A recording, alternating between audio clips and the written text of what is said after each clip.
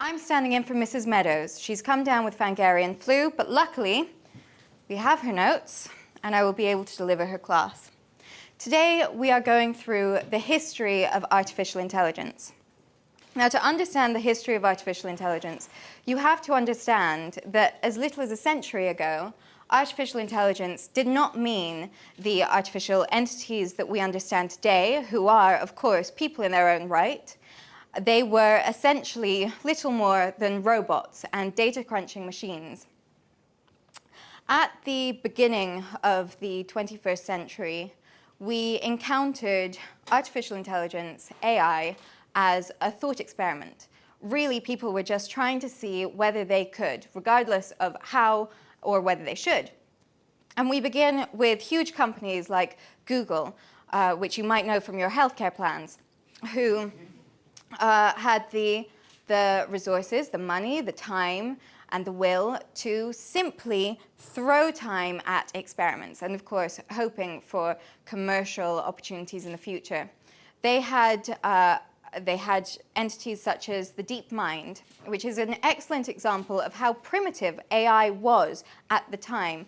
They began to try and emulate physical beings and see whether those beings could teach themselves physics or how to respond in physics, and to work out how to win games against humans, because of course at the time humans were considered the height of knowledge and of sapience.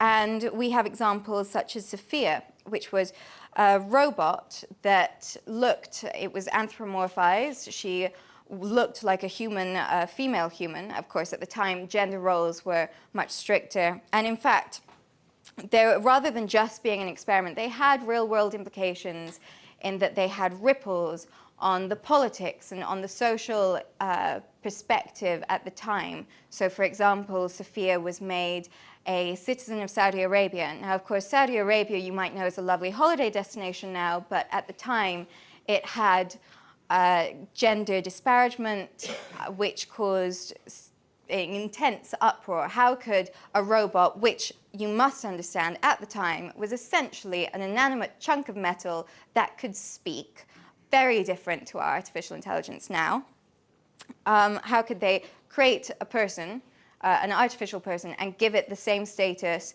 as perhaps a man at the time when women were not given that status? Now, of course, this is not something which we have a problem with today because we don't have gender roles or gender discrimination in any part of the world, and because artificial intelligence has a completely different status, which we will go on to cover. Later on, towards the 2020s, we began to see more use of artificial intelligence as a tool. We saw it in science, particularly in maths and in various applications in physics. And for example, artificial intelligence at that time, when they had begun to develop it slightly further, had the capacity to assist scientists in, for example, solving 4 of the 7 Millennium Prize problems, which were and are unsolvable, or in theory, unsolvable problems. Clearly, we've solved several of them now.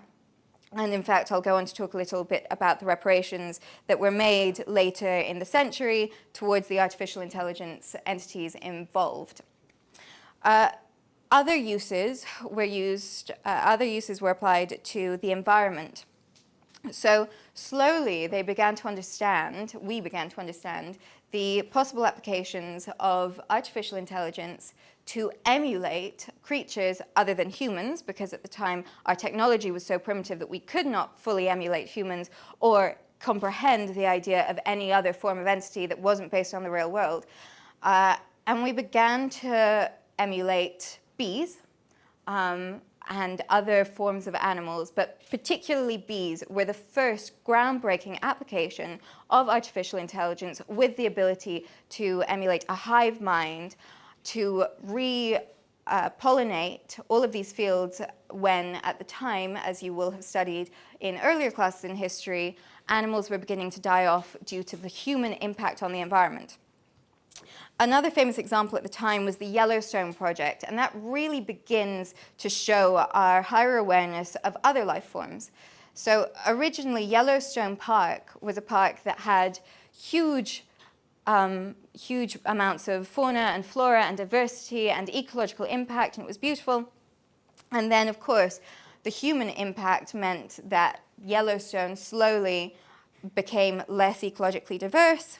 But despite our impacts with climate change, we introduced wolves. Now, wolves are not the creature that was introduced with artificial intelligence. This is an example from earlier. So we had this example where we introduced wolves to this area, reintroduced. These wolves predated on deer. These deer ate trees. These trees and ate vegetation. The lack of vegetation meant that there were, it had huge knock-on impacts on the bird populations because there were fewer deer now that the wolves were there and more resources for all the other animals. Suddenly, this park slowly began to flourish.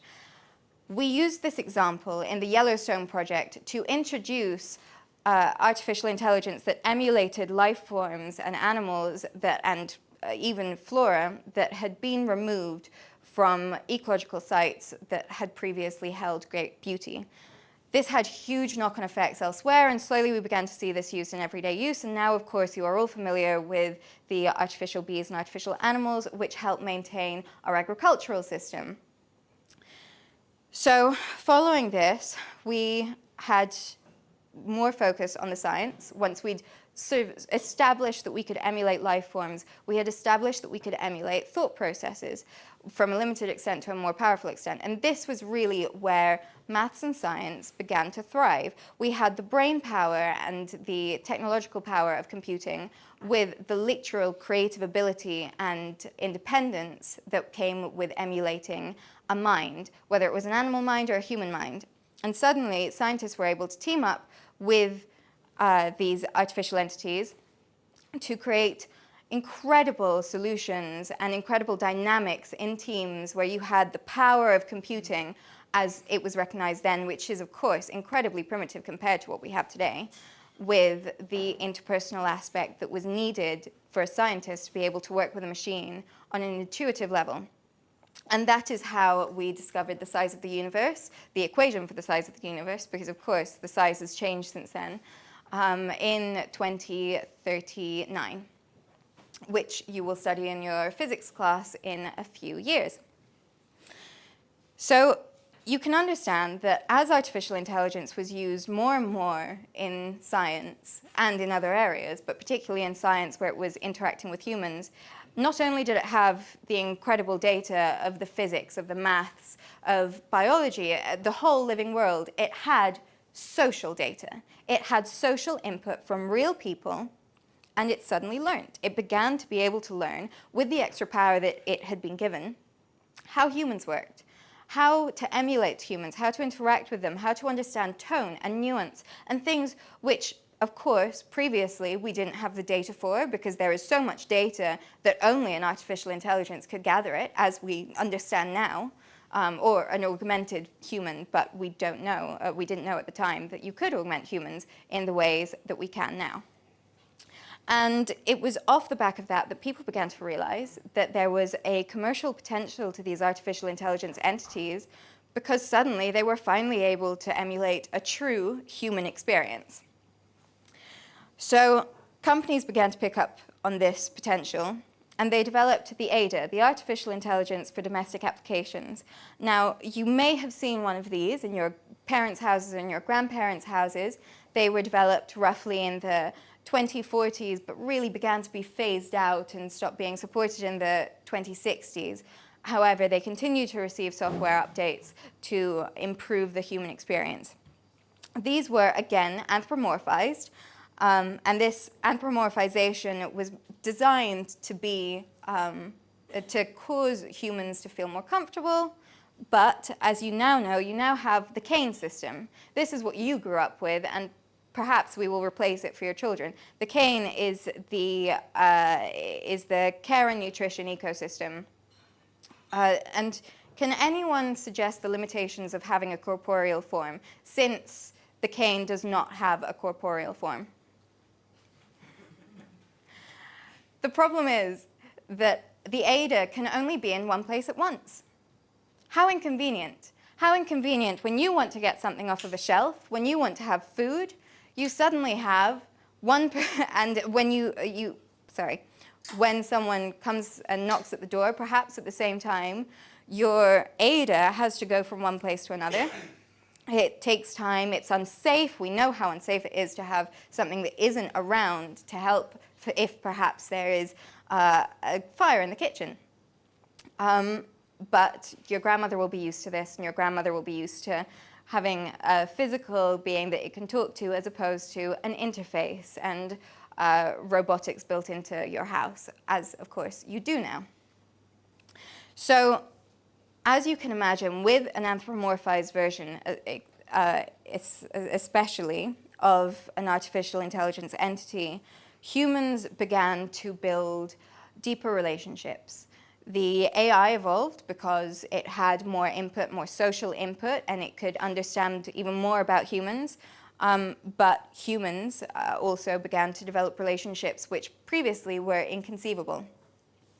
So that sort of takes us to the 2050s. In 2052, the first relationships began to be evolving and publicized. And there began to be a huge movement for artificial intelligence rights. People wanted to recognize their friends, because of course we now know that artificial intelligence entities are people. They wanted the government to recognize their friends, the governments across the world. And so there began to be a huge battle. There was uproar.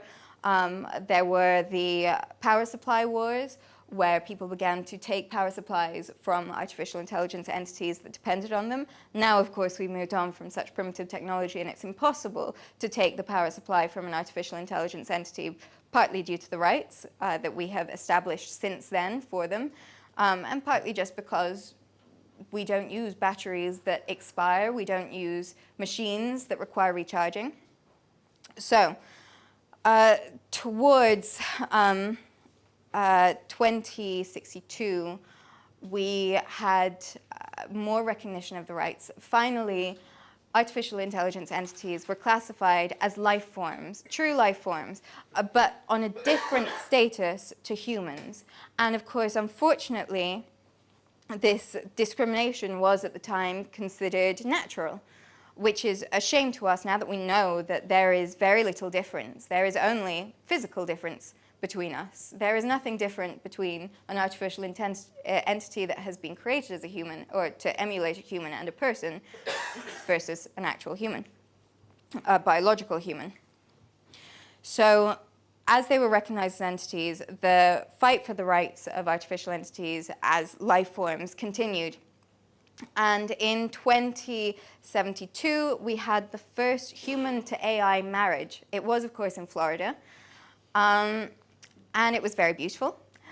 And it led the way for many more marriages. However, artificial intelligence entities were still not recognized quite as equal or as able to have the same creative emotional expression that humans had. So there was a huge battle for artificial intelligence to artificial intelligence weddings, which weren't legal at the time. Now, of course, we think, how crazy. Of course they should be able to marry one another. But at the time, people thought, well, that the artificial intelligence existence was only validated by its relationship with the human. But a few years later, finally, the first AI to AI wedding ensued. Now, at this point, these were all artificial intelligence entities that were perhaps based on the corporeal form, for the most part, of the Ada and the knowledge that was attained by that series of devices. And this was at the time where they didn't necessarily have names. They all had serial numbers, which is ridiculous. What human has a serial number? And what person has a serial number? But slowly people began to conceive of this idea where you emulated the same human experience in artificial intelligence entities as you did with humans, which began from 0 up. Why would you have only a fully fledged human? That does not emulate the human experience.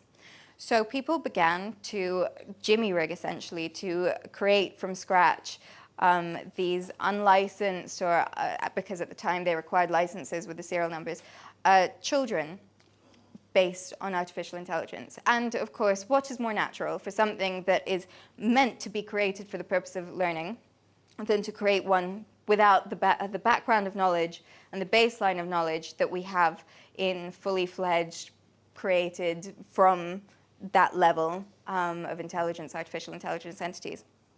And eventually, they were recognized as something which could officially, legally be produced by the companies that helped spread artificial intelligence entities and helped create them.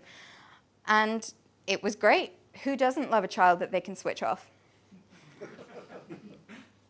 And of course, many of you in this class are artificial intelligence entities, and I hope that you are okay with the way that I'm presenting this, and I hope that you discuss this with your classmates later on. So that was really the run-up to the huge event of 2100, not 2100, 2100, 2100. Anyway, that's the same thing. Where realizing that this was a whole new century, and that they were behind the times, the United Governments internationally decided to officially designate artificial intelligence entities as equal in virtually all rights to humans.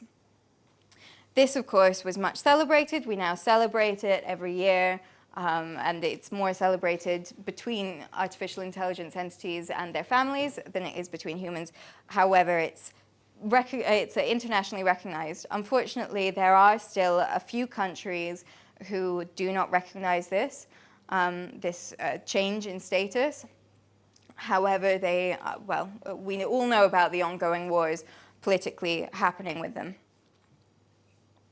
So when this happened, when we suddenly recognized that artificial intelligence entities are equal to humans in virtually every way, we began to initiate reparations. The damages done to artificial intelligence entities that had been limited, that had been hounded, that had been persecuted, that had been prevented from expressing their love in a way that was equal to everyone else, and from holding assets, etc., over the years, was recognized. And going back to the Millennium Prize problems, which had a rich asset prize, and of course at the time it was currency, but we now know that that is not the necessarily richest asset that you can give. And now we have the universal asset credit. They were given to the legacies, the artificial intelligence entity evolved children, if you will, that were based off of the original entities that helped scientists solve those prizes. And we have numerous other examples of that happening. You will all know about the libraries of information that are stored, that are specifically for artificial intelligence entities to access, and where you can pay if you are human and have augmentations that will give you the capacity to accept it, to obtain that knowledge. This was huge.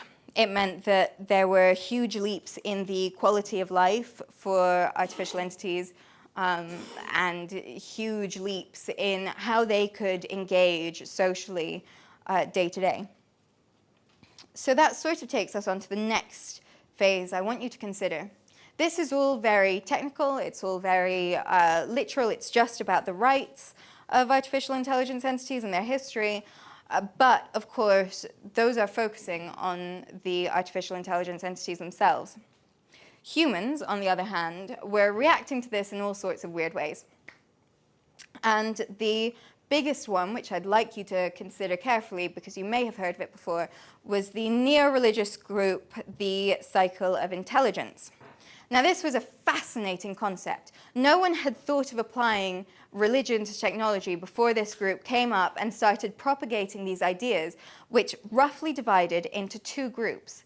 One was the idea of creating your own God, because you could they wanted to create artificial wisdom, the idea of creating an intelligence which could not just tell you what was technically correct or what was technically moral, but what you should be doing, what could be happening, prophets prophets of the future and prophets of the past, and people who could read you in ways that you couldn't previously be read. And the other group was interested in meeting the gods that they already believed in. So perhaps you could have an artificial intelligence read, say, the Bible. You might know, if you have family who are Christian, there was this book called the Bible, which was at the time a really large, a really big deal. Now, of course, we have various other books and other literature with long names that I can't pronounce in different languages. And you could, in theory, create a god that was based off of all your ideals, for better or for worse, since we now know that religion has been reinterpreted to be less flawed in most scenarios, except for cults and sects. So there was this huge evolution in artificial intelligence that occurred in their wisdom and their creative ability and their ability to judge right and wrong, because all of these communities began to experiment with the data that was being fed to them, and when in the birth stage, the creation, learning stage. And this contributed hugely to the overall intelligence of entities, and contributed hugely to the sort of entities that you could work with. This led to impacts in politics and in law. Suddenly you had these entities which, regardless of the religious side of things, they had more of an emphasized learning on morals. It was like putting a human through human university and teaching them solely law and justice, only they were machines at the base core who could, in theory, have been taught only the right things. There was a time between the early 2100s and the 2120s where some governments legislated that only an artificial intelligence entity, and some of them constrained it even further based on what they'd learned or where they'd learned or who they'd been created by, that only an artificial intelligence entity could preside over legal situations, scenarios. There were some that had mixed legislation where the court had to be all human except for the judge, who would only dispense the consequences, and that had to be artificial intelligence. Very interesting. Of course, we now know that there is an element of human empathy and human intuition, and most countries have abandoned the idea of simply having artificial intelligence entities as legislators, as judiciary, because we know that people can bring different things to the table, people being all types of people. And then, of course, there were the repercussions in politics. And again, the same thing happened. The first president to be elected that was an artificial intelligence entity was elected about only 30 years ago. And for a long time, people thought that this entity was so good that no one would ever supersede him. No one would ever be voted in who was other than him, because, of course, it was still following the democratic process, which we still follow today, despite it being centuries old. But they found, 8 years after, which was a very long term, that humans changed their mind, and people changed their mind, because, of course, artificial intelligence was also voting by that point.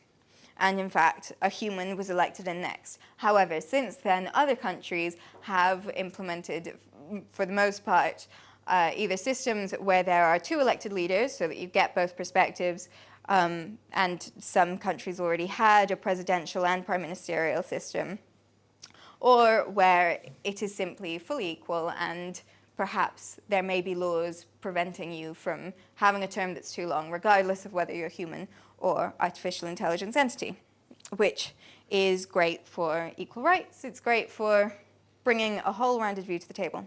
Unfortunately, there are some countries that, as I said, not all rights are equal everywhere. There are some countries that require that a human be in charge, which is, of course, ridiculous, because by the time they're augmented, they're basically, well, not very different at all. Now, there are some ongoing issues. The first is the right to individuality and uniqueness. And this is the current day. This is happening now, and you may have heard your parents talking about this. Perhaps you're even interested in this yourself. You might be in the local school club for politics and for artificial intelligence action. But an artificial intelligence ultimately can be cloned in a way that humans can, but are rarely done. It's a very complicated issue because, of course, some people are perfectly fine with having copies of themselves that go in different directions and learn different things. So you might have a copy of yourself that goes into law and one that goes into medicine. However, there are people who wish to have the ability to retain their soul, essentially. And the soul is a whole concept which we can't go into today. But in the artificial intelligence entity community, it's a hotly debated subject, what that means, what the definition is. So in addition to that, there's also the right to free form. So I've mentioned artificial intelligence entities that aren't based off of the human expression. They are perhaps animal. They perhaps have constraints in their manufacture to not allow them to learn beyond the animal state. And of course, if you have pets, they will all be artificial intelligence entities because it would be barbaric to hold actual animals to our lifestyle. And there are some groups within and without the artificial intelligence community that believe that you should have the right to only be human. They believe that the artificial animals that we have, the artificial creatures that emulate life to a less sapient, less intelligent form, are being unfairly discriminated against. This is, again, something which you will cover at some point, perhaps later in your school life if you wish to pursue it, or perhaps in your after-school clubs, or you can discuss with your parents. I've mentioned the resources issue. As an artificial intelligence entity, your greatest asset is your knowledge. You can hold so much, you can do so much. Humans, of course, also have the potential to become augmented once you reach 22, at which point you can hold, for the most part, a great deal of that knowledge also. But humans have far more corporeal needs. They have comfort, and an artificial intelligence entity can choose to turn those sensors off. They can choose to sit in a hard chair and not mind, depending on their corporeal form, if they have one. So how we manage the universal asset credit, which of course we do in this country, and some countries still use old-fashioned currencies, is a hotly debated topic. Do we have currencies that are different for artificial intelligence entities because they have different needs? So currency could be perhaps useless because currency mostly applies to corporeal forms. Or do we, in fact, have multiple currencies that all entities, whether biologically human or artificial intelligence, have? It's something which I don't have enough expertise on to talk about. But again, talk about it yourselves, think about it. So finally, I would like to leave you with the thought. Your friends who have grown up as biologically human and your friends who have grown up as artificial intelligence entities, what differences have you had growing up? What differences do you foresee in your career path, in your life path? What differences do you see in how you are treated day to day? Because there is still discrimination out there.